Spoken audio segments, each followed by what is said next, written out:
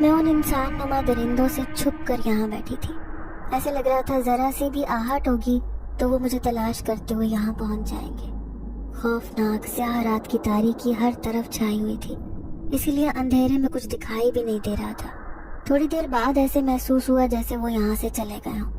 تبھی میں ڈر ڈر کر ان جھاڑیوں میں سے باہر نکلی. میرے پاؤں میں کانٹے بھی چبھ گئے تھے، لیکن اس وقت مجھے اپنے زخمی پاؤں کی پرواہ نہ تھی، بلکہ اس وقت مجھے اپنی عزت کی حفاظت کرنی تھی. اگر چند لمحے بھی دیر ہو جاتی تو شاید آج میں کسی زخمی فاختہ کی طرح زمین پر پڑی ہوتی، اپنی عزت لٹا کر. لیکن خدا نے میری عزت محفوظ رکھی تھی. شاید یہ میرے بابا کی دعاؤں کا نتیجہ تھا، ورنہ تو میں کسی کو منہ دکھانے کے قابل بھی نہ رہتی.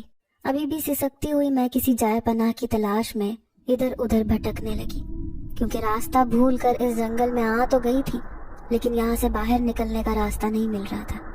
لیکن اچانک دور مجھے ایک لالٹین جلتی ہوئی دکھائی دی. دھیرے دھیرے سے روشنی کی طرف بڑھی تو پتہ چلا کہ وہ ایک چھوٹی سی مسجد ہے. یہ دیکھ کر جان میں جان آئی. اب مجھے اپنی جائے پناہ مل گئی تھی. خدا کے گھر میں تو کافروں کو بھی پناہ مل جاتی ہے، اور میں تو پھر ایک مولوی کی بیٹی تھی. بکھرے بال، بدحواس چہرہ لیے میں ننگے پاؤں مسجد کے اندر داخل ہوئی اور صحن میں بیٹھ کر زور زور سے رونے لگی. لیکن اچانک ہی سامنے کسی کا وجود وضو کرتا دکھائی دیا تو خوف سے رونگٹے کھڑے ہو گئے. لیکن سفید لباس پہنے، نورانی چہرہ لیے ایک خوبصورت نوجوان تھا، جس نے مجھے دیکھ کر منہ پھیر لیا تھا. پیٹھ موڑ کر کہنے لگا کہ یہ خدا کا گھر ہے، اسی لیے اپنے سر پر چادر پہن لو. یہ کہتے ہی اس نے اپنے کندھوں سے چادر اتار کر میرے سر پر ڈال دی. میرے آنسو مسجد کے فرش پر گر رہے تھے. میں اپنے آپ کو رونے سے نہ روک سکی. میرا نام پاکیزہ ہے. میرا تعلق ایک دیندار گھرانے سے تھا. بظاہر میں ایک غریب خاندان سے تعلق رکھتی تھی، لیکن میرے ابا نے ہمیشہ سفید پوشی میں ہمیں جینا سکھایا تھا. یہی وجہ تھی کہ میری امی نے بھی ہمیں ہمیشہ ہر حالات میں صبر و شکر کیا تھا. لیکن نہ جانے میرے اندر اتنا باغی پن کیوں تھا کہ مجھے گھر کے حالات کو دیکھ کر کوفت ہوتی تھی. میرے ابا ایک مولوی تھے. مسجد کے قریب ہی انہیں مسجد کی طرف سے ایک گھر ملا تھا. 2 چھوٹے چھوٹے کمروں پر مشتمل وہ مجھے ایک ڈربہ لگتا تھا. اس گھر میں مجھے شدید گھٹن محسوس ہوتی تھی. اوپر سے ابا کی روک ٹوک، یہاں نہ آیا کرو، وہاں نہ جایا کرو، ہر وقت پردہ کر کے رکھا کرو، غیر ضروری سہیلیوں سے دوستی نہ نبھایا کرو. یہ کہہ کر انہوں نے مجھے کافی حد تک اپنے آپ سے متنفر کر دیا تھا. میں سوچتی تھی کہ آخر میں ایک مولوی کے گھر ہی کیوں پیدا ہوئی. میری کتنی سہیلیاں کالج میں پڑھنے والی کس قدر آزادی سے ہنستی بولتی ہیں، جبکہ میں روزانہ برقع پہن کر کالج آتی جاتی. مجھے تو نظریں اٹھانے کی بھی اجازت نہ تھی. رو رو کر میں نے اماں سے کہا تھا کہ مجھے کالج میں ایڈمیشن لینا ہے، ورنہ مجھ سے بڑی بہن جس کی پچھلے سال شادی ہوئی تھی، اس کی بھی خواہش تھی آگے پڑھنے کی. لیکن اماں نے اس کی خواہش کو رد کر دیا تھا، یہ کہہ کر کہ لڑکیوں کے لیے دنیاوی تعلیم سے زیادہ دینی تعلیم اور گھریلو شعور ہونا زیادہ ضروری ہے. بڑی باجی نازیہ شادی ہو کر اپنے سسرال چلی گئی. اس وقت میں میٹرک میں تھی، لیکن جیسے ہی میں نے میٹرک کا امتحان دیا تو اماں سے کہنے لگی کہ مجھے کالج میں پڑھنا ہے. اماں کہنے لگی تیرے ابا آگے پڑھنے کے خلاف ہے، میں ان سے کیسے بات کروں. لیکن میں نے بھی ضد ٹھان لی، رو رو کر اپنا حال برا کر لیا. یوں اماں نے بمشکل ابا سے اجازت لی، لیکن ابا نے سختی سے تاکید کی تھی کہ مجھے پردے میں رہ کر دنیاوی تعلیم حاصل کرنی ہوگی. اسی لیے میں مکمل حجاب میں کالج آتی جاتی تھی. ابھی تک میں کسی کو دوست بھی نہ بنا پائی تھی، کیونکہ سہیلیاں بنانے سے اماں ابا نے سختی سے منع کیا تھا. لیکن ایک لڑکی جس کا نام فردوس تھا، وہ اکثر میرے پاس آ کر مجھ سے باتیں کرتی، کہتی کہ تم مجھے بہت اچھی لگتی ہو. اس کی آواز سن کر میں عجیب سی خوشی محسوس کرتی. اونچی پونی ٹیل بنائے ببل گم چباتی وہ لڑکی مجھے بہت اچھی لگتی تھی. وہ لڑکی کافی آزاد خیال بھی تھی، اسی لیے دھیرے دھیرے میں اس کے رنگ میں رنگنے لگی. میں نے اس سے دوستی کر لی. پھر میری وہ دوست ایک بار ہمارے گھر بھی آئی. تب اماں نے اسے دیکھ کر کہا کہ یہ کیسی دوستیاں تم نے پال لی، دیکھو یہ لڑکی ذرا اچھی نہیں ہے. میں کہنے لگی اماں کسی کا ظاہری دیکھ کر یہ اندازہ نہیں لگانا چاہیے کہ وہ انسان اچھا ہے یا نہیں. یہ میرا بہت خیال رکھتی ہے، کبھی کبھار میرے پاس پیسے نہیں ہوتی تو یہ میری فیس بھی جمع کروا دیتی ہے. اماں کہنے لگی کہ ہاں تو تجھے ہی شوق تھا آگے پڑھنے کا، ورنہ گھر بیٹھ سلائی کڑھائی سیکھ, 2-3 سال بعد تیرے بابا تجھے بھی رخصت کر دیں. میں اچھی طرح جانتی تھی کہ ابا اپنے ہی جیسے کسی مولوی سے میری شادی کر دیں گے اور پھر ہمیشہ کے لیے میری زندگی گھٹ گھٹ کر گزرے گی. کسی طرح سے میں زندگی سے راہ فرار چاہتی تھی, اسی لیے تو کالج میں داخلہ لے لیا تھا. پھر ایک دن کالج کی چھٹی تھی, میں اور اماں مل کر کپڑے دھو رہے تھے. جب چھت پر کپڑے سکھانے گئی تو ایک سفید کبوتر آ کر منڈیر پر بیٹھ گیا. میں نے لاکھ اسے اڑانا چاہا, لیکن وہ تو یہاں سے جانے کا نام بھی نہ لے رہا تھا. ابا نے مجھے اسے یوں بھگاتے ہوئے دیکھا تو کہنے لگے, ارے بیٹا کیوں بھگاتی ہو, یہ سفید کبوتر تو مسجد کا رکھوالا ہے, ہر وقت مسجد کی منڈیر پر بیٹھا رہتا ہے. اب دیکھو وہاں سے اڑ کر یہاں آ گیا. مجھے اس کبوتر پر بہت غصہ آیا تھا, کیونکہ یہ ہر وقت گھر کے صحن میں بیٹھا رہتا تھا. ایسے لگتا تھا جیسے اپنی چھوٹی چھوٹی آنکھوں سے یہ مجھے دیکھتا رہتا. پھر ابا اسے بڑا پیار کرتے تھے, لیکن ایک دن میں حیران رہ گئی جب ابا سرگوشی میں بات کرتے ہوئے اماں سے کہنے لگے, مجھے ایسے لگتا ہے اپنی مسجد میں نیک جنات آباد ہیں. اماں کہنے لگی, آپ کو ایسا کیوں لگتا ہے؟ تو ابا دھیمے سے لہجے میں کہنے لگے, دراصل اس رات میں اکیلا مسجد میں رکا ہوا تھا تو میں نے کسی کی لمبی سی پرچھائی دیکھی تھی. پہلے تو میں اسے دیکھ کر ڈر گیا, لیکن جب میں نے اسے سجدہ کرتے ہوئے دیکھا تو میں سمجھ گیا کہ یہ نیک جنات ہیں جو مسجد کے کمرے میں اپنی عبادت کرتے ہیں. یہ دیکھ کر مجھے بڑی خوشی ہوئی تھی. ایک عجیب سی خوشبو پوری مسجد میں پھیلی ہوئی تھی, حالانکہ اس سے پہلے ایسا کبھی بھی نہیں ہوا. اماں یہ بات سن کر بڑی حیرت کا اظہار کر رہی تھی, جبکہ مجھے بھی یہ سب سن کر بڑا عجیب لگا. میں دل ہی دل میں ڈر گئی کہ کہیں وہ آصف ہمارے گھر میں نہ آ جائے, کیونکہ ہمارا گھر تو مسجد کے قریب ہی تھا. اب ابا باقاعدہ اس کی آواز بھی مسجد میں سنتے تھے, کیونکہ ابا مولوی تھے, 5 وقت کی نماز کی امامت وہی کرواتے تھے. ایسے میں سب سے آخر میں آنے والے ابا ہی ہوتے تھے. اکثر وہ مسجد میں جو مسافر رکے ہوتے تھے, ابا ان کے لیے کھانا وغیرہ بھی پکوا کر لے جاتے تھے. ابا آ کر اماں کو یہ ساری باتیں بتاتے تھے, جبکہ ایک دن آ کر کہنے لگے کہ آج تو میں نے اسے اپنی آنکھوں سے دیکھ لیا. ان کا لہجہ بڑا پراسرار تھا. میں خوف سے کپ کپا کر رہ گئی. وہ ذرا بھی ڈرے ہوئے نہیں لگ رہے تھے. اماں کہنے لگی کہ اسے دیکھ کر آپ کو ڈر نہیں لگا؟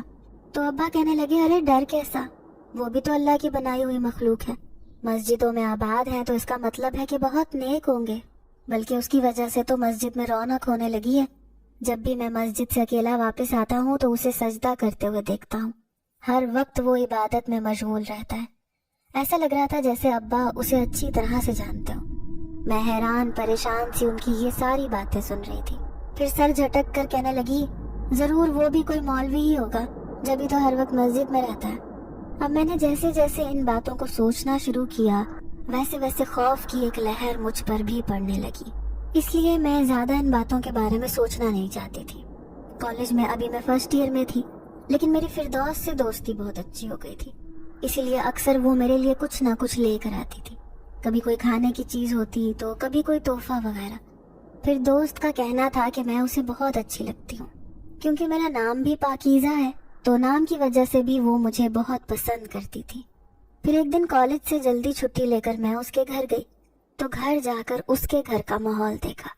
حیران پریشان رہ گئی. وہ بہت کھلے اور آزاد خیال کی لڑکی تھی. عجیب فٹنگ والے کپڑے پہنتی, اور اس کی ساری بہنیں بھی اونچی اونچی آواز میں ہنستی, موبائل فون پر مصروف رہتی. واقعی میں وہاں کا ماحول ہمارے گھر سے بہت الگ تھا. میں ان کے گھر میں جا کر عجیب سا محسوس کر رہی تھی, لیکن اس نے میری خوب خاطر تواضع کی. میرا دل خوش ہو گیا. لیکن دوسرے دن اس نے ایک عجیب سی بات کہی. جب وہ کہنے لگی کہ ہم اکثر پارٹیوں میں جاتے ہیں, وہاں بہت مزہ آتا ہے, تم بھی جلد میرے رنگ میں رنگ جاؤ گی. دیکھنا زندگی کتنی خوبصورت ہے. ارے جوانی تو 4 دن کی ہوتی ہے, اس کے بعد تو بڑھاپا ہی آ جاتا ہے. کل کو تمہارے مولوی ابا نے تمہاری شادی کر دی تو تم کہیں کی بھی نہیں رہو گی. اسی لیے ابھی زندگی کو انجوائے کرو. میں اس کی باتوں میں عجیب سی کشش محسوس کر رہی تھی.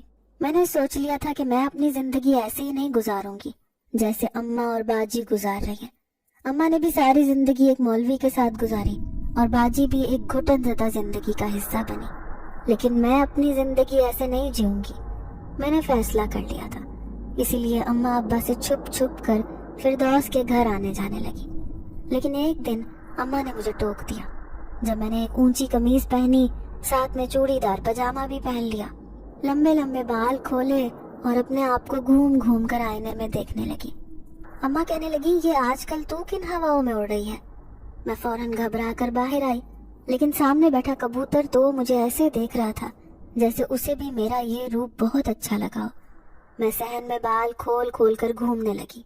ना जाने क्यों जब से फिरदौस के साथ मेरी दोस्ती हुई थी, मुझे अपनी जिंदगी बहुत अच्छी लगने लगी थी। मैं अपने दुपट्टे से उस कबूतर को उड़ाना चाहती थी, लेकिन वो भी बड़ा ढीठ था, यहाँ से जाने का नाम ही नहीं लेता था। पहले मस्जिद के चबूतरे पर बैठता था, लेकिन उसके बाद हमारी मुंडेर पर बैठा रहता। वो सफेद कबूतर था भी बहुत खूबसूरत। अक्सर अब मैं उसे दाना भी डालने लगी थी, शायद अपने दिल की कैफियत से, क्योंकि मैं अपने अंदर अजीब सी आज़ादी महसूस कर रही थी। लेकिन एक दिन अब्बा ने मुझे इन अजीबो गरीब कपड़ों में देख लिया। फौरन ही अम्मा से कहने लगे, ये पाकीज़ा को क्या हुआ है? इसका नाम मैंने इसलिए पाकीज़ा रखा था कि ये मेरी बेटी जितनी शक्लो सूरत की प्यारी है, इतना ही इसका किरदार पाकीज़ा हो, इसीलिए मैंने बड़ा चुनकर इसका नाम रखा था। लेकिन कॉलेज जाकर तो ये बड़ी आज़ाद ख्याल होती जा रही है, तो इसका ख्याल रखा करो। अम्मा की बात सुनकर मैं बुरी तरह डर गई। अब्बा जितने नरम मिजाज और अच्छे थे, उतने ही गुस्से के भी तेज थे, इसीलिए अब मैं दबी दबी सी रहने लगी। एक दिन कॉलेज गई तो फिरदौस कहने लगी, आज हम पार्टी में जा रहे हैं, क्या तुम चलोगी मेरे साथ? मैं कहने लगी, पागल तो नहीं हो, अम्मा अब्बा मेरी जान निकाल देंगे। अरे तुम कोई भी बहाना कर लेना, कह देना कि मेरी बहन की शादी है, इसलिए तुम्हारा जाना जरूरी है। लेकिन मुझे लाने ले जाने वाला भी कोई नहीं। मैं उदासी से उसे कहने लगी, अरे उसकी फिक्र ना करो, मैं खुद तुम्हें लेने आ जाऊंगी, बस तुम किसी तरह हामी तो भरो। अब मैं सोच में पड़ गई, अच्छा पार्टी कैसी होती है?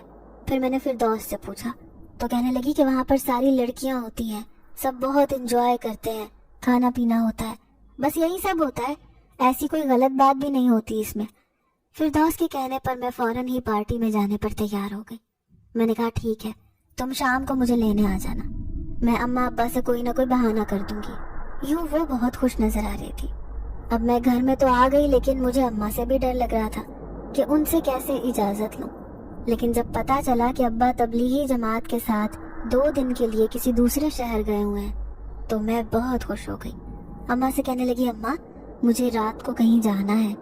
अम्मा हैरान होके कहने लगी, तू पागल तो नहीं होगी, अब कहाँ जाने लगी है तू रातों को? मैंने कहा, मुझे शादी में जाना है। अम्मा ने पहले तो इजाजत नहीं दी, लेकिन जब बताया कि फिरदौस मुझे लेने आएगी और छोड़ने भी आएगी, तो तब बादल नख्वास्ता मुझे जाने की इजाजत दे दी। लेकिन कह रही थी कि 10 बजे से पहले पहले घर वापस आ जाना, वरना तुझे अपने अब्बा का पता है। मैंने उन्हें यकीन दिलाया था कि मैं जल्द वापस आ जाऊंगी। यूं मैं पार्टी में जाने के लिए तैयार हो गई। मैंने अपने लिए नीले रंग का जोड़ा निकाला जो बाजी की शादी में बनाया था। वो बहुत खूबसूरत था, उसे पहनकर मैं हद से ज्यादा खूबसूरत लग रही थी। अम्मा कहने लगी, तुझे नजर ना लगे, देख पर्दा करके जाना और किसी गैर महरम को नजर उठाकर भी ना देखना। दिल ही दिल में मुझे शर्मिंदगी हुई।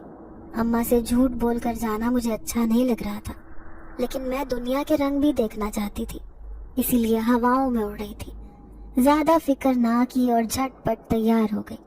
लंबे लंबे बाल मैंने अपनी पुश्त पर छोड़ दिए। थोड़ी ही देर के बाद फिरदौस लेने आ गई। मैं जैसे ही फिरदौस के आने पर कमरे से बाहर निकलने लगी तो अचानक ऐसे लगा जैसे किसी ने पीछे से मेरा दामन खींचा हो। मुझे ये अपना वहम महसूस हुआ, इसीलिए पलट कर देखने लगी, लेकिन कमरे में एक लंबी चौड़ी परछाई अजीब तरीके से लहरा रही थी। उसे देखकर मेरे हवास जाते रहे। फौरन ही आगे बढ़ी तो ऐसे लगा जैसे किसी ने फिर से दामन को पीछे से खींचा हो, जैसे कोई मुझे रोकने की कोशिश कर रहा हो। ये देखकर मैं भागने के अंदाज में बाहर सहन में आई। फिरदौस कहने लगी, पागल तो नहीं हो, ऐसे क्यों भाग रही हो? लेकिन मैंने उसकी बात का कोई जवाब नहीं दिया। दरहकीकत मैं अंदर से बुरी तरह खौफज़दा थी। अभी अगर अम्मा को बताती कि अम्मा मुझे अंदर कोई अजीब सी चीज नजर आई है, जैसे अब्बा बताते हैं कि मस्जिद के अंदर ऐसी ही चीज है, कहीं वो हमारे घर तो नहीं आ गई। लेकिन अभी इन बातों का वक्त नहीं था। फिरदौस को जाने की जल्दी थी, इसीलिए मैं उसके साथ अबाया पहनकर बाहर निकल आई। लेकिन अभी आधा रास्ता ही हुआ था। वो कहने लगी, अरे देखो पार्टी में जाना है तो अब ये अबाया तो उतारो, सब लोग तुम्हारा मजाक उड़ाएंगे। मैं बुरी तरह झिझक गई।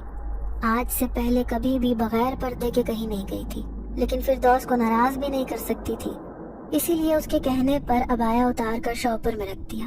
پھر تھوڑی ہی دیر بعد وہ ایک عجیب سے فلیٹ میں لے آئی جہاں پر عجیب انداز میں میوزک چل رہا تھا۔ جیسے ہی اندر گئی تو میرے پیروں تلے سے زمین نکل گئی۔ وہاں پر تو بڑی تعداد میں نوجوان موجود تھے، ساتھ ہی لڑکیاں بھی تھیں جنہوں نے پینٹ شرٹ پہن رکھی تھی۔ عجیب بےہودہ لباس پہن کر وہ ڈانس کرتی ہوئی لڑکوں کے ساتھ بہت خوش لگ رہی تھیں، لیکن مجھے فردوس پر غصہ آیا جس نے مجھ سے جھوٹ کہا تھا کہ وہاں پر صرف لڑکیاں ہوں گی۔ میں یہاں سے بھاگ کر واپس جانا چاہتی تھی، لیکن فردوس نے اچانک میرا ہاتھ پکڑ لیا، گھسیٹ کر لے جاتے ہوئے کہنے لگی، چلو چلو، کوئی تمہارا انتظار کر رہا ہے۔ اتنے رش میں سے جگہ بناتی ہوئی وہ مجھے اندر لے آئی۔ وہ ایک چھوٹا سا کمرہ تھا جہاں پر 3-4 لڑکے بیٹھے ہوئے تھے۔ پھر فردوس ان کی طرف دیکھ کر مکروا لہجے میں کہنے لگی، لو، تمہارے خوبصورت مال کو لے آئی ہوں، اب اس پر ہاتھ صاف کرو اور مجھے میرے پیسے دو۔ تو تبھی سامنے سے ایک لڑکا اٹھ کر کھڑا ہوا، مجھے خبیث نظروں سے دیکھ کر فردوس سے کہنے لگا، ہمیں امید نہیں تھی کہ تم ہمارے لیے اتنا اچھا مال لے کر آؤ گی۔ ارے واہ، یہ لڑکی تو ہیرے کی طرح دمک رہی ہے، تم نے تو ہمیں خوش کر دیا۔ اس کے ساتھ ہی اس نے 2 موٹی موٹی نوٹوں کی گڈیاں فردوس کے ہاتھ میں رکھی۔ اب ایک لڑکے نے میرا ہاتھ تھامنا چاہا، لیکن اچانک ہی میں نے اسے زوردار دھکا دے دیا۔ میں سمجھ گئی تھی کہ فردوس ایک مکار اور چالاک لڑکی ہے، اس نے جان بوجھ کر مجھے اس جال میں پھنسایا ہے۔ میری روتی ہوئی نگاہیں اب کسی پناہ کی تلاش میں تھی، لیکن اتنے رش میں سے پناہ دینے والا کوئی بھی نہ تھا۔ وہ چاروں لڑکے مجھے قابو کرنے والے تھے، لیکن نہ جانے میرے اندر اتنی طاقت کہاں سے آئی، میں کھلے دروازے سے فرار ہونے میں کامیاب ہو گئی۔ بس جدھر کو رخ ہوا ادھر کو ہی مڑ گئی اور پاگلوں کی طرح بھاگنے لگی۔ وہ چاروں کے چاروں میرے پیچھے بھاگ رہے تھے، مجھے پکڑ کر میری عزت خراب کرنا چاہتے تھے۔ میں جانتی تھی کہ آج میں برباد ہو جاؤں گی، 2 کوڑی کی بھی نہ رہوں گی۔ شاید ماں باپ کو دھوکہ دینے والی لڑکیوں کے ساتھ یہی ہونا چاہیے۔ پاگلوں کی طرح اس جنگل میں بھاگ گئی، لیکن وہ مسلسل میرا پیچھا کر رہے تھے، اونچی اونچی آواز میں چلاتے ہوئے مجھے خوفزدہ کرتے۔ وہ میرے پیچھے ہی آ رہے تھے۔ تبھی میں جھاڑیوں کے پیچھے چھپ گئی۔ وہ چھپنے کے لیے ایک محفوظ جگہ تھی۔ میرا دوپٹہ، عبایا، چپل، نہ جانے سب چیزیں کہاں رہ گئی تھی۔ مجھے کسی چیز کا ہوش نہ تھا۔ پاؤں میں اس قدر کانٹے چبھے کہ تکلیف کی شدت سے میرے آنسو بہنے لگے۔ لیکن تکلیف اس چیز کی نہیں تھی کہ میرے پاؤں میں زخم ہے، بلکہ مجھے زیادہ دکھ اس بات کا تھا کہ آج میری عزت خراب ہونے والی ہے۔ میں اپنے ماں باپ کو کیا منہ دکھاؤں گی؟ اماں تو میرا انتظار کر رہی ہوں گی۔ کافی دیر تک ڈری سہمی ان جھاڑیوں کے پیچھے چھپی رہی۔ تھوڑی دیر بعد یہاں سے نکلی جب مجھے اس جنگل میں وہ مسجد دکھائی دی۔ پناہ کی تلاش میں وہیں جا بیٹھی۔ تبھی وہ سفید لباس والا نورانی چہرہ لیے نوجوان مجھے دکھائی دیا۔ میں صحن میں بیٹھ کر رو رہی تھی، لیکن میں نے دیکھا اس کی آنکھوں میں میرے لیے غصہ تھا۔ پھر وہ دبے دبے لہجے میں کہنے لگا، اپنے ماں باپ کو دھوکہ دیتے ہوئے تمہیں شرم نہیں آئی لڑکی؟ کیا سوچ کر تم نے ان سے جھوٹ کہا؟ میں نے ایک دم سے سر اٹھایا۔ بھلا اسے کیا پتا میرے بارے میں کہ میں اپنے ماں باپ کو جھوٹ بولنے کی وجہ سے یہاں تک پہنچی ہوں۔ میں خوف سے کانپ کر رہ گئی۔ پھر اس کے سامنے ہاتھ جوڑے کہنے لگی، خدا کے لیے مجھے کسی طرح گھر پہنچا دو، تمہارا مجھ پر احسان ہوگا۔ میری ماں میرے انتظار میں آنکھیں بچھائے بیٹھی ہوگی۔ اگر آج کی رات گھر نہ گئی تو صبح تک ذلت کے اس گڑھے میں جا گروں گی جہاں سے نکلنے کا کوئی راستہ نہیں ہوگا۔ پھر شاید مجھے موت کو گلے لگانا پڑے۔ میں تمہیں حفاظت سے تمہارے گھر چھوڑ آؤں گا، تمہیں فکر کرنے کی ضرورت نہیں۔ چلو آؤ میرے ساتھ، لیکن پہلے تم منہ دھو لو، سامنے پانی پڑا ہے۔ ایسے حلیے میں جاؤ گی تو تمہاری ماں بھی پریشان ہو جائے گی۔ وہ بڑا مہربان لگ رہا تھا۔ میں نے جلدی جلدی منہ دھویا، اپنے بال سمیٹے اور اس کی دی ہوئی چادر اپنے وجود پر ڈھانپ لی۔ اب اس کے پیچھے پیچھے چلتی جا رہی تھی۔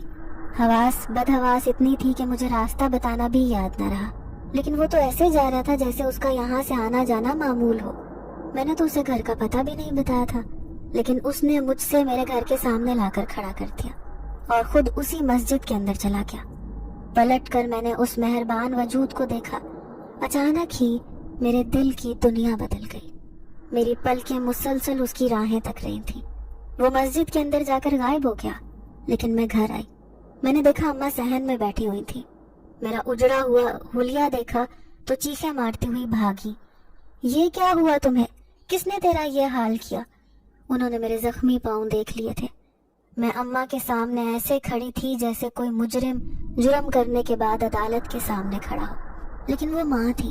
کہنے لگی جلدی سے کپڑے بدل کر منہ دھو لے بیٹا، میں تیرے لیے کھانا گرم کرتی ہوں۔ میں بری طرح سے سسک کے رو پڑی، لیکن اپنی ماں کو کیسے بتاتی کہ آج اس کی بیٹی اپنی غلطیوں کی وجہ سے اپنی عزت کھونے والی تھی۔ لیکن عین وقت پر نہ جانے ابا کی دعا کام آئی یا پھر اماں کی کوئی نیکی، جو میں ان درندوں کے ہاتھ لوٹنے سے بچ گئی۔ اماں میری حالت دیکھ کر بہت کچھ سمجھ گئی تھی، لیکن مجھ سے کوئی بھی سوال نہیں کیا۔ میں نے کھانا بھی نہ کھایا، یوں ہی منہ ہاتھ دھو کر سو گئی۔ اس اجنبی کا دل ہی دل میں شکریہ ادا کر رہی تھی جس نے مجھے باحفاظت گھر تک چھوڑ دیا تھا۔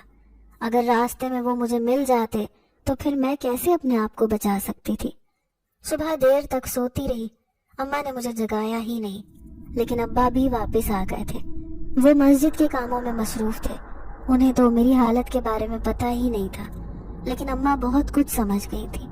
تبھی مجھ سے کہنے لگی کہ کالج نہیں جانا کیا، لیکن میں نے کالج جانے سے انکار کر دیا۔ پھر وہ کچھ نہ بولی۔ اس واقعے نے میرے ذہن پر گہرا اثر ڈالا تھا۔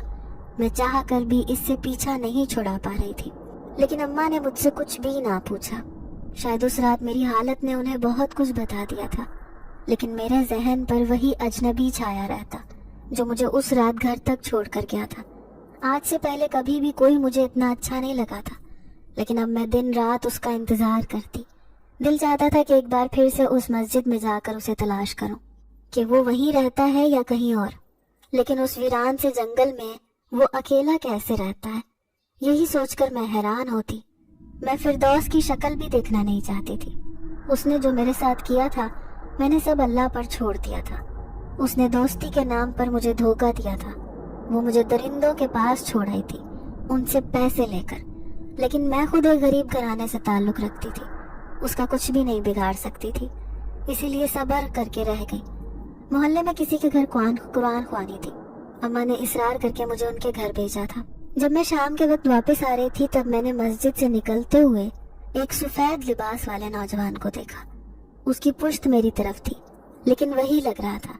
جیسے ہی میں تھوڑا آگے گئی تو حیران رہ گئی۔ اس کی شکل دیکھ کر میں نے اندازہ لگا لیا کہ یہ تو وہی ہے، تو کیا یہ یہیں کہیں رہتا ہے؟ لیکن وہ مسجد کے دروازے کے پاس کھڑا ہو کر مجھے دیکھے جا رہا تھا۔ جب تک میں گھر کے اندر نہ چلی گئی اب میرا دل زور زور سے دھڑک رہا تھا۔ دل چاہتا کہ جا کر دیکھوں تو صحیح کہ یہ وہی ہے یا نہیں۔ چھت پر جا کر مسجد کا دروازہ صاف نظر آتا تھا۔ دوسرے دن میں اماں کے ساتھ مل کر کپڑے دھو رہی تھی، اسی لیے چھت پر چلی آئی۔ کپڑے سکھانے کے بہانے میری نظریں کسی کو تلاش کر رہی تھی۔ تبھی وہی کبوتر آ کر چھت کی دیوار پر بیٹھ گیا۔ میرا دوپٹہ نیچے گرنے کو تھا، لیکن اچانک ہی اس نے چونچ سے دوپٹہ اٹھا کر میرے سر پر ڈال دیا۔ میں اس کی اس حرکت پر حیران رہ گئی۔ پھر مجھے شرمندگی سی ہوئی، شاید کبوتر بھی میرا راز جان گیا تھا کہ میری عزت کھونے والی تھی۔ لیکن اس دن کی نصیحت ملنے کے بعد مجھے کبھی بھی اپنے دوپٹے کو سر سے ڈھلکنے نہیں دینا تھا۔ تبھی تو اس نے یہ دوپٹہ میرے سر پر رکھا ہے۔ میں اپنے آپ میں شدید ندامت محسوس کرتی تھی۔ آزاد زندگی کا خواب جو میری آنکھوں نے سجا رکھا تھا وہ کرچی کرچی ہو کر بکھر گیا تھا۔ اس کے بعد میں نے توبہ کر لی تھی کہ میں آئندہ کبھی بھی ابا اماں کی اجازت کے بغیر گھر سے باہر نہیں نکلوں گی۔ اب دن رات میں ایسے ہی سوچوں میں گرفتار رہتی۔ ایک رات مجھے بڑی بے چینی ہو رہی تھی۔ اماں ابا سو رہے تھے لیکن مجھے نیند نہیں آ رہی تھی۔ میں یوں ہی چھت پر چلی آئی، ستاروں سے بھرے آسمان کو دیکھنے لگی۔ ان گنت ستارے آسمان پر سجے ہوئے تھے، ٹھنڈی ٹھنڈی ہوائیں چل رہی تھیں، لیکن شاید رات کے 2 بج رہے تھے۔ تب میں نے مسجد کے دروازے پر کھڑے ہوئے ایک سفید لباس والے نوجوان کو دیکھا۔ جیسے ہی اس نے میری طرف رخ موڑا تو میرے ہاتھ پاؤں بری طرح کپ کپانے لگے۔ یہ تو وہی تھا جو مجھے اس جنگل سے چھوڑنے میرے گھر تک آیا تھا، لیکن میں نے تو اسے گھر کا پتہ بھی نہیں بتایا تھا۔ پھر اسے کیسے معلوم تھا کہ میرا گھر یہ ہے؟ اب میں اسے کھڑے ہو کر دیکھنے لگی۔ اس کی آنکھیں بھی مسلسل مجھے دیکھے جا رہی تھیں، لیکن اچانک ہی رخ موڑ کر وہ مسجد گیا اور پھر باہر نہ نکلا۔ اب میں اداس سی ہو گئی۔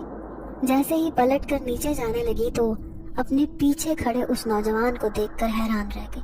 آپ یہاں کیسے پہنچے؟ ابھی تو آپ مسجد کے باہر تھے۔ मुझे देखकर वो अजीब अंदाज में मुस्कुराया था। फिर कहने लगा, मैं कहीं भी जा सकता हूँ, ये मेरी मर्जी है। वो बड़ा पुरस्कार सा लग रहा था, रात की तारीकी में मेरे सामने खड़ा। लेकिन वो ऊपर छत पर कैसे आया? मैं बड़ी हैरान थी, कहीं दीवार फांद कर तो नहीं आया। यही सोचकर मैं खामोश रही। मुझे यूं खामोश देखकर वो कहने लगा, आपको अपनी जिंदगी कैसी लगती है? मैं जान गई कि वो क्यों इस तरह से कह रहा है। जाहिर है उस दिन उसने मेरा लुटा पुटा हुलिया देखा था, जैसे फटे हुए कपड़ों में मैं मस्जिद में पनाह लेने के लिए आई थी। तभी वो जानता था कि उस दिन के बाद से मैंने इस वाक़ये से नसीहत पकड़ ली होगी। तभी सर झुकाकर मैं कहने लगी कि मैं जान गई हूँ कि लड़की की इज्जत कितनी नाजुक होती है।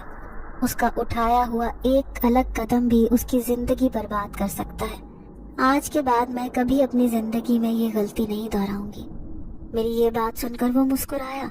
कहने लगा, मुझे ये बात सुनकर खुशी हुई है कि अब तुम अपने अच्छे बुरे का अच्छी तरह सोचने लगी हो, इसलिए दोबारा कभी ऐसी गलती ना करना। तुम एक अच्छी लड़की हो, अच्छे खानदान में पैदा हुई हो, तुम्हारा बाप एक नेक इंसान है। मैंने तुम्हारे बाप से बहुत कुछ सीखा है। क्या मतलब? क्या आप मेरे वालिद साहब को जानते हैं? मैं हैरान होकर उससे पूछ रही थी। उसने इस बात में सर हिलाया, फिर कहने लगा, क्यों नहीं, हर रात मैं उनसे मुलाकात करता हूँ। मेरा और उनका ठिकाना यही मस्जिद तो है। उसका जवाब बड़ा अजीब था। तो क्या आपका कोई घर बार नहीं है? आपके वालिदैन, बहन भाई नहीं है? मैं काफी अरसे से अपने घर से दूर हूँ। मेरा हर रिश्ता इस दुनिया में मौजूद है, लेकिन मैं किसी खास काम के सिलसिले में इस मस्जिद में आता जाता रहता हूँ, जहाँ पर तुम्हारे वालिद साहब इमामत करवाते हैं। वो एक नेक इंसान है, जब भी तो उनकी दुआएं रंग लाई और तुम्हारी इज्जत महफूज रही। आज के बाद तुम कभी भी ऐसी कोशिश ना करना कि तुम्हारी माँ या बाप को किसी किस्म की कोई तकलीफ पहुंचे। वो कितने धीमे और अच्छे अंदाज में मुझे समझा रहा था। मुझे उसका अंदाज बहुत अच्छा लगा। दिल ही दिल में मैं उसे पसंद करने लगी। मेरी आंखों में उसकी मोहब्बत के रंग सजने लगे। शायद उसने मेरी निगाहें पढ़ ली। फिर वो कहने लगा कि वो गलती ना करो जो मैं कर चुका हूँ। कैसी गलती? मेरा पूरा वजूद कपकपा के रह गया। मोहब्बत की गलती। अब वो संजीदगी से मेरी आंखों में देखने लगा। तो क्या उसे महसूस हो गया था कि मैं उसे दिल ही दिल में मोहब्बत करने लगी हूँ? वो सर झुकाकर कहने लगा कि सिर्फ तुम ही नहीं, मैं भी तुम्हें पसंद करता हूँ। आज से नहीं, बल्कि पिछले कई दिनों से, जब से मेरा ठिकाना ये मस्जिद हुआ करती थी। तुम्हें ये जानकर हैरानी होगी कि मैं पहले इस मस्जिद में रहा करता था, सबसे छुपकर। इस इलाके का एक भी इंसान मेरे बारे में नहीं जान सकता था कि मैं यहाँ रहता हूँ। लेकिन तुम्हारे वालिद साहब ने मुझे सबसे पहले देख लिया। मैं हैरान हूँ कि उन्होंने मेरी मौजूदगी कैसे महसूस की। शायद उन्हें पहले भी मेरे जैसी मखलूक से वास्ता पड़ता रहता है।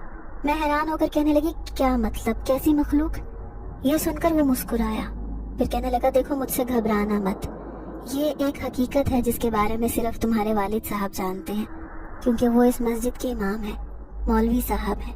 वो मेरी मौजूदगी पहले दिन ही महसूस कर गए थे। दरअसल मैं एक जिन्नात हूँ। मेरा इस मस्जिद में आना जाना लगा रहता है। इस वक्त मैं एक इंसानी रूप में तुम्हारे सामने खड़ा हूँ। यहाँ से थोड़ी दूर हमारे कबीले की मस्जिद है। वहाँ से इतनी दूर मैं सिर्फ यहाँ पर बहुत कुछ सीखने समझने के लिए इस मस्जिद में आता था, क्योंकि सरदार ने कबीले की मस्जिद की जिम्मेदारी मुझे सौंपी थी। मैं बहुत सी बातों से अनजान था, लेकिन तुम्हारे वालिद साहब के साथ रह रहकर मैंने बहुत कुछ सीख लिया है। ये सुनकर मेरे होश उड़ गए। मैं बेयकीनी से उस जिनजात को देख रही थी। वो सच कह रहा है या कोई मुझसे भयानक मजाक कर रहा है? मेरे चेहरे पर बदहवासी को देखकर वो कहने लगा कि घबराओ मत, मैं तुम्हें कुछ भी नहीं कहूँगा। मैं एक नेक जिन्नात हूँ। हम जैसे नेक जिन्नात कभी भी किसी इंसान को तकलीफ नहीं पहुँचाते। मैं तो इस मस्जिद में छुपके ये सब चीज़ें सीखना चाहता था, लेकिन तुम्हारे वालिद साहब ने मुझे पहले दिन ही महसूस कर लिया। फिर मैंने एक कबूतर की शक्ल में उस मस्जिद के चबूतरे पर रहना शुरू किया, सब इंसानों से छुपकर। मैं नहीं चाहता था कि जिस तरह उस मौलवी साहब को मेरे बारे में पता चल गया है, किसी और को भी इस बारे में पता चले। इसीलिए कभी यहाँ बैठता तो कभी वहाँ। लेकिन एक दिन मस्जिद की मुंडेर पर बैठा हुआ था जब मैंने तुम्हें सहन में खड़े हुए देखा। यकीन मानो, इतनी खूबसूरत लड़की मैंने कभी अपनी जिंदगी में नहीं देखी थी। मैं जानता था कि इंसानों की लड़कियां बहुत खूबसूरत होती हैं, कोई उन्हें देखे तो बस देखता ही रह जाए। यही मेरे साथ हुआ। میں سوچ بھی نہیں سکتا تھا کہ جنات کی دنیا سے آیا ہوا ایک جن ذات کسی خوبصورت لڑکی کے عشق میں گرفتار ہو سکتا ہے، اور وہ لڑکی کوئی اور نہیں بلکہ تم ہو۔ تم ہر وقت اس صحن میں کام کرتی پھرتی رہتی تھی، سفید لباس میں چلنے پھرنے والی یہ لڑکی جب بھی گلی سے گزرتی تو مجھے بہت اچھا لگتا۔ میرا دل چاہتا میں اپنی نگاہیں تمہارے پیچھے پیچھے وہاں تک دوڑاؤں جہاں پر تم جاتی ہو، لیکن میں نہیں جانتا تھا کہ اس دن تم اتنی بڑی پریشانی میں گرفتار ہو جاؤ گی۔ وہ تو تمہارے والد صاحب کی نیکیاں تھیں کہ تمہاری عزت محفوظ رہی، ورنہ اگر تمہاری جگہ کوئی اور لڑکی ہوتی تو شاید اپنا سب کچھ گنوا بیٹھتی۔ اس دن اس رات میں قبیلے کی مسجد میں عبادت کر رہا تھا جب تم وہاں پر چھپ کر بیٹھ گئی۔ میں حیران تھا کہ یہاں پر بیٹھ کر کون رو رہا ہے۔ پھر میں نے اپنے آپ کو ایک انسانی روپ میں ڈالا، باہر دیکھنے کے لیے آ گیا، لیکن سامنے بکھرے حلیے میں تم بیٹھی تھی۔ تمہیں اس حالت میں دیکھ کر میں حیران رہ گیا۔ دل تو چاہتا تھا کہ ان کا حشر بگاڑ دوں جنہوں نے تمہیں اس حال تک پہنچایا ہے، لیکن پھر اپنے آپ کو اس ارادے سے باز رکھا۔ اس وقت مجھے تمہاری حفاظت کرنی تھی، تبھی تو تمہیں خیر خیریت سے میں نے گھر تک چھوڑ دیا تھا۔ میں وہی سفید کبوتر ہوں جو اکثر تمہارے گھر کی دیوار پر بیٹھ کر تمہیں دیکھتا رہتا تھا، لیکن حیرت کی بات تو یہ ہے کہ تمہیں اس وقت احساس نہیں ہوتا تھا، کیونکہ ظاہر ہے ایک کبوتر کو دیکھ کر انسان گمان بھی نہیں کر سکتا کہ اس کے اندر ایک جن ذات چھپ کر بیٹھا ہے۔ اکثر اب میں اس مسجد میں رات کو آ جاتا ہوں، تمہیں دیکھنے کا بہانہ ہو جاتا ہے، ساتھ ساتھ عبادت بھی کرتا ہوں۔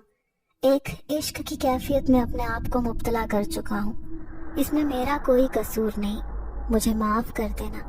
وہ سر جھکا کر مجھ سے عجیب سا انکشاف کر رہا تھا۔ میں اسے کیسے بتاتی کہ اس کی حقیقت جانتے ہوئے بھی میں اسے اپنا دل لے بیٹھی تھی۔ پھر اچانک وہ میرے سامنے سے غائب ہو گیا، ایسے لگ رہا تھا جیسے دھواں سا کوئی میری آنکھوں کے سامنے آیا ہو۔ ابھی تک میں ایک سرور کی کیفیت میں تھی، پوری رات اس کے بارے میں سوچتی رہی۔ اب میں کھوئی کھوئی سی رہنے لگی، لیکن پھر باجی رہنے کے لیے آ گئی۔ ان کا ایک ہی بیٹا تھا، اب وہ دوبارہ سے ماں بننے والی تھی، کچھ دنوں کے لیے آرام کرنے آئی تھی۔ ایک دن مجھے کہنے لگی کہ میرا شوہر مولوی ہے لیکن میرا بہت خیال رکھتا ہے، ہم لوگ غریب ضرور ہیں لیکن وہ میرے حقوق کا بہت خیال رکھتا ہے، کبھی بھی اس نے ایک حرام کا نوالا میرے منہ میں نہیں ڈالا۔ اس کی اس بات نے مجھے شرمندگی کی گہری کھائی میں اتار دیا۔ میں ہر وقت اس کے شوہر کے بارے میں یہی سوچتی رہتی تھی کہ اس کا شوہر ٹھیک نہیں ہے، وہ کیسے غربت بھلی زندگی گزار رہی ہوگی، لیکن وہ بہت خوش نظر آ رہی تھی۔ پھر ابا باجی سے کہنے لگا کہ اب میں پاکیزہ کا بھی رشتہ دیکھ رہا ہوں، جیسے ہی کوئی اچھا رشتہ ملے گا فوراً ہاں کر دوں گا۔ تبھی اچانک میرے سامنے کسی کا خوبصورت چہرہ آیا۔ میں ہر وقت اس جن ذات کے بارے میں ہی سوچتی رہتی تھی، لیکن ابا کی بات نے میرے ہوش اڑا دیے جب وہ کہنے لگے کہ دوسرے شہر کی ایک مسجد کے مولوی صاحب ہیں، ان کا بیٹا بڑا دیندار اور قرآن حافظ ہے، انہوں نے کئی دن پہلے مجھ سے پاکیزہ کا رشتہ مانگا تھا، اس لیے میں نے ہاں کر دی۔ لڑکا بہت نیک ہے، اسے خوش رکھے گا۔ ابا اپنا فیصلہ سنا چکے تھے لیکن میں بہت بے چین تھی۔ میں کیسے بتاتی کہ میں شادی نہیں کرنا چاہتی؟ میں اسی جن ذات سے شادی کرنا چاہتی تھی جسے میں اپنے دل میں بسا چکی تھی۔ اماں کمرے میں آ کر مجھ سے کہنے لگیں کہ تو اپنے ابا کے فیصلے سے خوش ہو جا، انہوں نے تیرے لیے بہت اچھا سوچا ہے۔ لیکن میں نے اماں کو صاف انکار کر دیا۔ کہنے لگی اماں مجھے شادی نہیں کرنی کیونکہ میں کسی اور سے شادی کرنا چاہتی ہوں۔ اماں حیران ہو کر کہنے لگی تو پاگل تو نہیں ہے؟ ایسا ہمارے خاندان میں کب ہوتا ہے کہ لڑکی اپنے منہ سے کہے کہ وہ اپنی پسند سے شادی کرے گی؟ میں سر جھکا کر کہنے لگی لیکن اماں ابا اس سے بہت اچھی طرح جانتا ہے جس سے میں شادی کرنا چاہتی ہوں، ابا اسے کئی بار اپنے ساتھ دیکھ چکے ہیں۔ ارے تو کس کے بارے میں بات کر رہی ہے؟ اب اماں حیران تھی۔ پھر میں نے گھبرائے ہوئے لہجے میں کہا کہ میں اسی جنات کی بات کر رہی ہوں جو ابا کو مسجد میں دکھائی دیتا ہے۔ میں نے اسے اس دن دیکھ لیا تھا جب ابا آپ کو اس جنات کے بارے میں بتا رہے تھے، میں نے اسے اپنی آنکھوں سے دیکھا ہے۔ اس دن اماں آپ نہیں جانتی میرے اوپر تو قیامت ٹوٹ پڑی تھی، 4 لڑکے میرے پیچھے پڑے تھے۔ میں آپ سے جھوٹ بول کر شادی میں جانے کے بجائے ایک پارٹی میں گئی تھی، لیکن وہاں پر میرے ساتھ بہت برا ہوا۔ کچھ لڑکوں نے میری عزت لوٹنے کی کوشش کی، میرے ساتھ برا کرنا چاہتے تھے۔ میں نے بھاگ کر ایک جنگل میں پناہ لی، وہاں پر ایک مسجد بنی ہوئی تھی۔ تب وہاں پر میری ملاقات ایک جنات سے ہوئی۔ وہ بہت نیک انسان تھا، اس نے میری حفاظت کی اور مجھے گھر تک چھوڑ کر گیا۔ اماں یہ وہی جن ذات ہے جس کے بارے میں ابا آپ کو بتایا کرتے تھے۔ وہ بہت نیک ہے، آپ اس سے میری شادی کر دیں، میں اس کے ساتھ خوش رہوں گی۔ اماں نے اپنا سر تھام لیا، کہنے لگی تو پاگل تو نہیں ہو گئی؟ اپنے یہ خیالات اپنے ابا کو نہ بتانا، وہ تجھے پاگل سمجھیں گے۔ جو فیصلہ انہوں نے کیا ہے اسی پر راضی ہو جا، اور دیکھ جنات وغیرہ کچھ نہیں ہوتے، یہ سب دھوکہ ہوتا ہے۔ جو تیرے ابا کی باتوں پر بھی یقین نہیں ہوتا تھا، اب تو بھی ان کی زبان بولنے لگی۔ خبردار جو آئندہ کبھی کسی جن ذات کا نام اپنی زبان پر لیا تو۔ اماں بہت زیادہ گھبرا گئی تھی، لیکن میں انہیں کیسے یقین دلاتی کہ وہ جن ذات مجھ سے ملاقات کرنے آتا ہے، بلکہ اکثر مسجد کے دروازے پر کھڑا ہو کر چھت سے مجھے دیکھتا رہتا ہے۔ اب اماں میری باتوں پر بری طرح گھبرا گئی، لیکن اسی رات 2 بجے کے قریب میں چھت پر جا پہنچی۔ میری نظریں کسی کو تلاش کر رہی تھیں، لیکن لاکھ ڈھونڈنے کے باوجود بھی مجھے وہ نظر نہیں آیا۔ اب میں مایوس ہو چلی۔ جیسے ہی پلٹنے لگی تو اپنے پیچھے کھڑے جن ذات کو دیکھ کر میں بے تحاشا خوش ہو گئی۔ مجھے یوں خوش ہوتا دیکھ کر وہ کہنے لگا کہ میں جان گیا ہوں تمہارے دل کی حالت، کیا تم بھی مجھ سے محبت کرنے لگی ہو میری طرح؟ میں تو پہلی نظر میں ہی تم پر عاشق ہو گیا تھا۔ میں نے خوش ہوتے ہوئے اس سے اقرار کیا۔ کہنے لگی ہاں، میں نے فیصلہ کیا ہے کہ میں اپنی زندگی تمہارے ساتھ گزاروں گی۔ تم ایسے ہی انسانی روپ لے کر میرے ماں باپ کے پاس آنا میرا رشتہ مانگنے، اور میں خوشی خوشی تمہارے ساتھ رخصت ہو جاؤں گی۔ یہ سن کر وہ جن ذات اداسی سے مسکرایا، کہنے لگا ایسا کبھی بھی ممکن نہیں ہو سکتا، کیونکہ تمہارا باپ مجھے پہلی نظر میں ہی پہچان لے گا کہ میں ایک جن ذات ہوں، اور پھر میں کسی کو دھوکہ نہیں دیتا، کیونکہ یہ میری فطرت میں شامل نہیں ہے۔ اب ہم دونوں کو جدا ہونا پڑے گا، کیونکہ تمہارے ماں باپ تمہاری شادی کر رہے ہیں۔ یہ سن کر میں بری طرح سے رونے لگی۔ اس جن ذات سے کہنے لگی کہ زندگی میں پہلی بار کوئی مجھے بہت اچھا لگا ہے، میں اپنی زندگی تمہارے ساتھ گزارنا چاہتی ہوں، تم کسی طرح سے بھی مجھ سے شادی کر لو۔ اب میں اسے منا رہی تھی، لیکن جن ذات کہنے لگا کہ جہاں پر تمہارے ماں باپ کہتے ہیں وہاں پر شادی کر لو، یہی تمہارے لیے بہتر ہے۔ یہ کہہ کر وہ میرے سامنے سے غائب ہو گیا، لیکن میں اپنے اندر عجیب سی بے چینی محسوس کر رہی تھی۔ دوسری طرف گھر میں میری شادی کی تیاریاں زور و شور سے جاری تھی۔ پھر ایک دن اسی لڑکے کے گھر والے آئے، مجھے پسند کر کے انگوٹھی میرے ہاتھ میں پہنا کر چلے گئے۔ میرا دل چاہ رہا تھا کہ میں یہ انگوٹھی انگلی سے اتار کر پھینک دوں، کیونکہ میں تو اس نیک جنات کی محبت میں دیوانی ہو گئی تھی۔ مجھے بہت رونا آ رہا تھا۔ میری یہ دیوانگی دیکھ کر اماں کہنے لگی کہ میں جانتی ہوں اس جنات کا اثر تیرے اوپر ہو گیا ہے، تیرے باپ کو سب کچھ بتاتی ہوں، وہ تیرے سر سے یہ بھوت اتارے گا۔ یہ کہہ کر دوسرے دن اماں نے ابا کو سب کچھ بتا دیا۔ ابا کی آنکھیں یہ سن کر پھٹی کی پھٹی رہ گئیں۔ وہ سوچ بھی نہیں سکتے تھے کہ وہ جنات ان کی بیٹی پر عاشق ہو جائے گا، اور اس کی بیٹی بھی اس کے عشق میں دیوانی ہو جائے گی۔ میں نے ابا کے سامنے ہاتھ جوڑے، کہنے لگی ابا خدا کے لیے مجھ پر رحم کرو، میں اس جن ذات سے بہت محبت کرتی ہوں، میں اسی کے ساتھ اپنی زندگی گزاروں گی، آپ میری شادی اس کے ساتھ کر دیں۔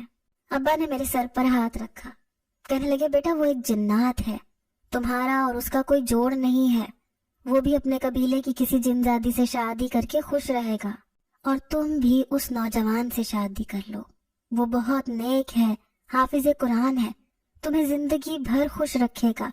یہ پاگل پن ٹھیک نہیں ہے، ہم تمہارے ماں باپ ہیں، تمہاری یہ باتیں برداشت کر لیں گے، لیکن اگر تم سسرال جا کر یہ سب باتیں کرو گی تو غضب ہو جائے گا، سب تمہیں پاگل سمجھیں گے، میں اپنی بیٹی کی زندگی برباد نہیں ہونے دوں گا۔ ابا بڑے پیار سے مجھے سمجھا رہے تھے، جبکہ میں تو دیوانی ہو چلی تھی۔ صرف 15 دن بعد میری شادی تھی، لیکن میری نظریں تو اسی جن ذات کو تلاش کر رہی تھیں۔ اماں نے ابا کے سامنے ہاتھ جوڑے، کہنے لگی یہ سسرال جا کر بھی ایسا ہی کچھ کرے گی، اپنے شوہر کے سامنے اول فول بکے گی تو وہ نہ جانے کیا سمجھے، اسی لیے تم کچھ ایسا کرو جس سے یہ خود ہی شادی کے لیے مان جائے۔ ابا کی سمجھ میں کچھ بھی نہیں آ رہا تھا۔ پھر ایک رات ابا مسجد گئے، عمل کر کے اپنے سامنے اسی جن ذات کو حاضر کیا۔ ابا اس سے کہنے لگے کہ میری بیٹی کسی کی بات نہیں مانے گی، لیکن وہ تمہاری بات ضرور مانے گی، اسی لیے اسے کسی طرح سمجھاؤ، اسے شادی کے لیے راضی کرو۔ یہ سن کر وہ جن ذات کہنے لگا کہ میں بھی آپ کی بیٹی کو بہت سمجھا چکا ہوں، لیکن اب ایسے سمجھاؤں گا کہ وہ میری بات اچھی طرح سمجھ جائے گی۔ پھر دوسرے دن وہ میرے سامنے آیا، اسے دیکھ کر میری آنکھوں میں عشق کا سمندر تیرنے لگا، لیکن اس کی آنکھوں میں ناراضگی تھی۔ کہنے لگا اب ایسے منہ مت بناؤ، تمہارے ابا کے پاس میں شاگرد بن کر آتا تھا کیونکہ وہ ایک مولوی ہیں، میں اس کی بہت عزت کرتا ہوں، تم چاہتی ہو میں اس کی نظروں سے گر جاؤں؟ دوبارہ میں کبھی اس مسجد کا رخ نہیں کروں گا، ہمیشہ اپنے قبیلے کی مسجد میں رہا کروں گا، کیونکہ تم میری بات ماننے پر تیار نہیں۔ اب میں نے سر جھکا لیا۔ میں سمجھ گئی کہ جن ذات بے بس ہے، در حقیقت سب لوگ صحیح کہہ رہے تھے، ایک میں ہی غلط تھی۔